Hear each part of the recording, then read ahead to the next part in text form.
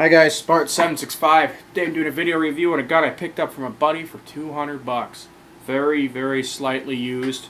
And that's a SIG SP 2340.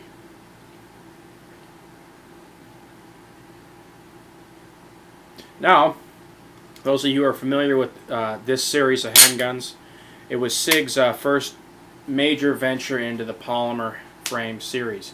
One of the nice things about these is they do have removable grips that you could slide on and off, 3 different sizes for small, medium, and large. That's a nice feature. This is a 357 SIG. This is the only 357 SIG I own, and the only reason I got it is because I got it for 200 bucks. Pretty much, I don't want to say new in box, but very, very slightly used. As far as the grip on the gun goes, it's okay. Is it my favorite grip? No. It's a little big for my hands anyway, but the gun does shoot very, very, very well and has a decent trigger with a decent reset. Your typical SIG reset, you know. Yeah. But you're similar to a 226, but not as nice as a 226, the SRT, and a short reset trigger, which I put in all of my SIG handguns after I get them, if they don't have one installed already. This isn't going to get anything. I don't even know if they make an SRT for this series.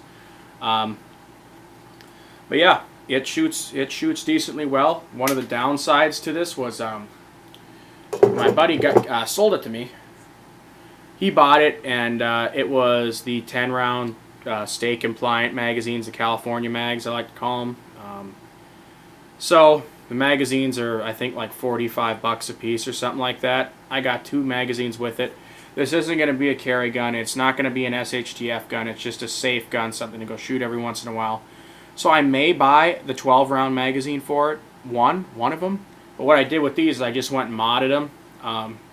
So now I can get 11 rounds in here with some wiggle room. So when you can put the magazine in the gun, it sits on the actual slide itself. It's not over pressuring anything, because you want to have, at least when you make a magazine or you modify a magazine, you want to make sure that that last round isn't just in there to the point where it won't go down anymore. You want at least half a round space in there so you don't experience any binding when you go to pull the slide back on the weapon.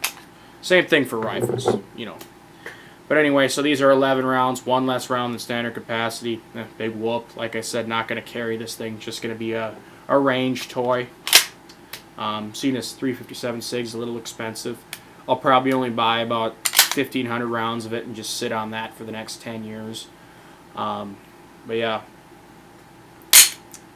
not a bad weapon. It does have the decocker, just like a 226. Has the slide release here. I don't want to say this because I'm going to get shit for it. It has like a H&K style-ish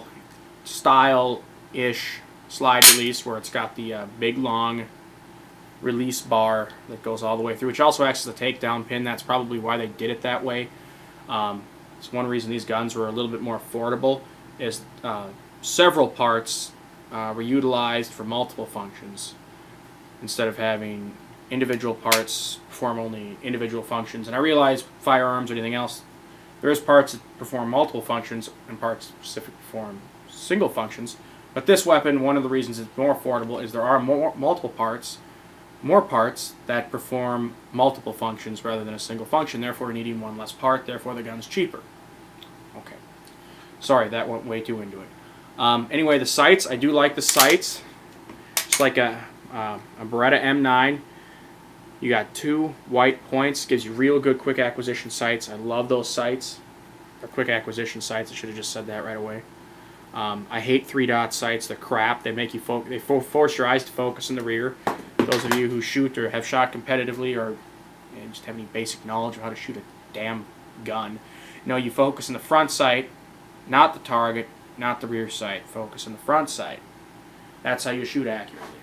As far as the accuracy on this thing, it's about 2.5 inches at 25 meters, which is good. I'm happy with it. It shoots very well.